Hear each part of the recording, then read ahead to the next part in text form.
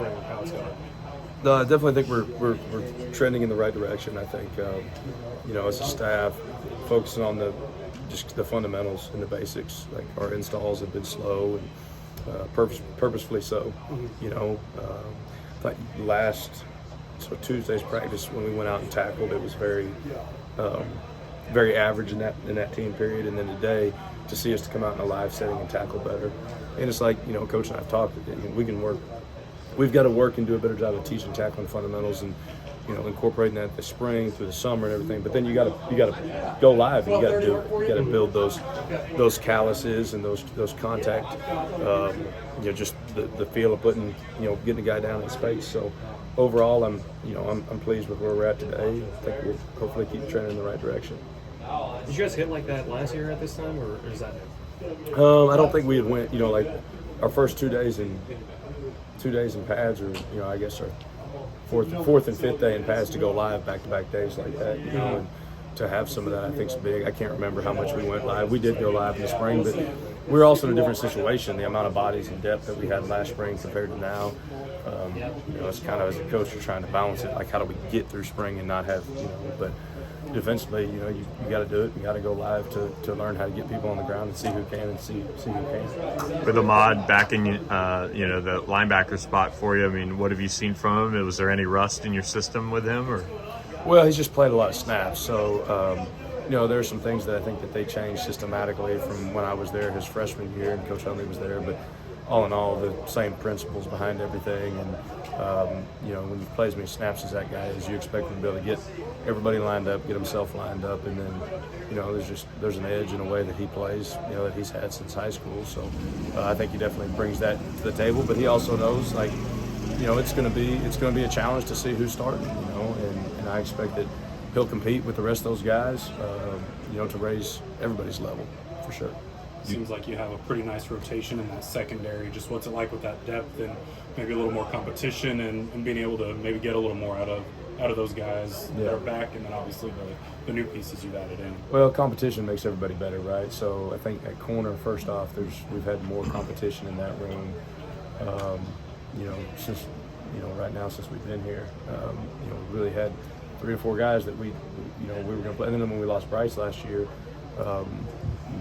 that really limited the competition. So I think it raises everybody's level. And I think when you have older guys like a C. Woods that's come in and performed at the level that he has in a short amount of time, it's just great for those young guys to see that and to see how to practice. But I've been really pleased with the way our corners are progressing. I think safety-wise, we're with Bryce being out, and Isaiah's limited right now somewhat until after spring break. We've been able to have some 5- and 6-man rotations, and more than anything, trying to pair different guys so they get used to communicating. Like a guy like Crossley, a guy like McGill, like, that are really good communicators naturally, that know the defense. Like, don't put them on the field all the time. Put them with a guy that maybe is newer, like a CJ or something, just to get the communication piece. And then we're going to play. I mean, you got to be a 2 deep in the secondary. You got to be a 2 deep everywhere. I think, when you got a guy playing 60, 70 snaps a game, that's never ideal. And so to be able to play guys 40 to 45 snaps where they're fresh for all 40 to 50 snaps, is what we want to get to for sure. Like every defensive coach, you've talked about the importance of establishing the line of scrimmage. You've brought in some new guys, including a couple big guys from Miami. What are your initial impressions of them? Yeah, well, the first clip we watched in our unit meeting today was the first play inside drill, when the ball snapped and you see Jordan Miller and you see the line of scrimmage change and it goes 1.5 yards deep in the backfield. And the reason we showed that is we want them to understand how important that is, right? We've got to live on their side of the line of scrimmage. We've got to be able to change it. We can't be 2 to 3 yards, that line of scrimmage changing on us. So I think it's huge. And I think it's the foundation. You got to build everything from the inside out. If you look at all the great teams, everything's built up front. And so being able to stop the run and have guys that can change the line of scrimmage, where I think we saw a little bit of it today, where they run the ball and there were some things that we got to get cleaned up for sure, but there were a lot of times where it was 2nd 9 to 2nd 10, and we're just in a base call. And that's a good feeling as a coordinator if we can get to that point, because now you don't feel like you necessarily have to, call a pressure or have, every call be this or that. We can just go win one-on-one situations, which is then it becomes fun for our guys. Jaquandis is battling in there at that linebacker spot. How much more comfortable is he in year two? And he kind of looks a little bit bigger. Well, he's definitely bigger. I mean, when he got here, he was, I think, 210, and then he got to a point where he was almost too big, and I think he had to learn how to hold the weight. I think he's holding the weight better, where now, like, at the end of last year, as he told me, like, you're not moving as well with that weight on you. So I think he's kind of that weight settled where he's comfortable. But, I mean, yeah, we're going to hold him really accountable because, he's a smart kid. He came in, hadn't played a bunch of linebackers, so he had that learning curve.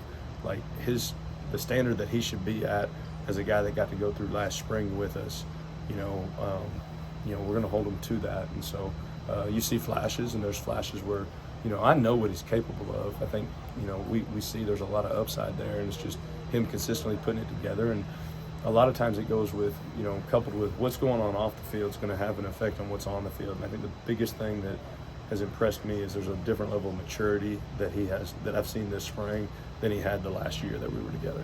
What about Alex Kilgore? Well, I think he's just, obviously probably swimming a little bit as a freshman, but I think he's got the right focus and the right approach. And so you're never going to judge a freshman at 15 practices on if he can play for you or not. Like, I've told him, I said, hey, Ahmad Walker was in a very similar situation. Came in, had those 15 practices.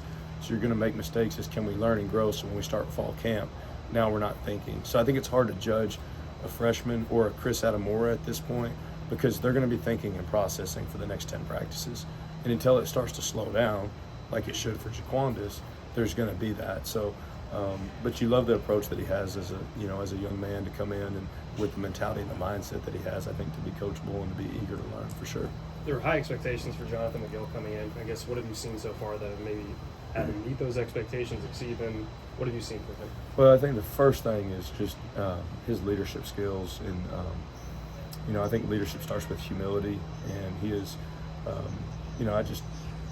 got to listen to how he talks to the media, listen to how he talks to his teammates, how he carries himself.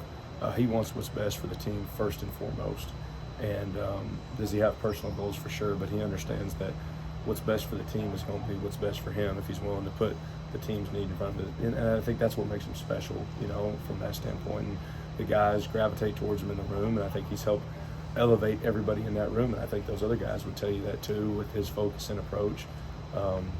I think he's a ball hawk. I mean, he's been around the ball in 5 practices a lot.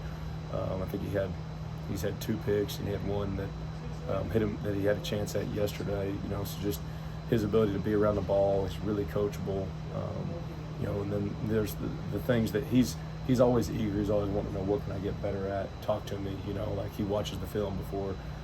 We meet every day, because he'll come in and check in with me. All right, so on this, and this. He wants to grow and wants to learn, and so just been a joy to coach so far for sure. One of the guys who was in and out of the lineup last year, but you spoke pretty highly of when he was in, was Stephon Wright. Where is he in his progress, and what are your expectations for him in the rotation this year?